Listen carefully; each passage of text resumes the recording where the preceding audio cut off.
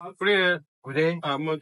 Ja, Du er indkomstformand ja, i ja, Odense. ja. Og det er en stor, vi siger en babylon for indvandrere ind som i Odense. Ja. And i dag, du bliver medlem af Fri Grønne Parti.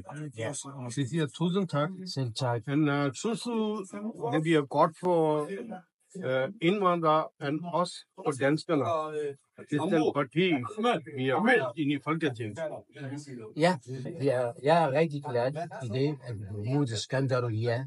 Og så vil gerne rigtig kæmpe hjælpe her i Odense. Og skal vi hjælpe ensomme os, mænd og jeg er rigtig glad. Ahmed, du ved godt, folk i Danmark, de vil gerne have, vi som udlændinge, vi skal være, eller muslimer, vi skal være integration sammen med dem.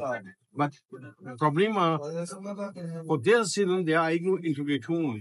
Fordi der er ikke nogen retsfærdighed, du kan ikke få justice, du kan ikke få den kommunikation, eller et eller andet. Det er kæmpe store problemer. Så vi skal, vores parti, bygge en bro mellem dansk kultur og muslim kultur.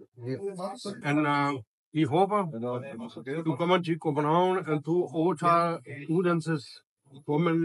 Ja, jeg er meget gerne. Ja, Jeg er rigtig glad. Tusind tak. Det bestemmer, Skandal Malik, inshallah, du snart hører fra. Inshallah.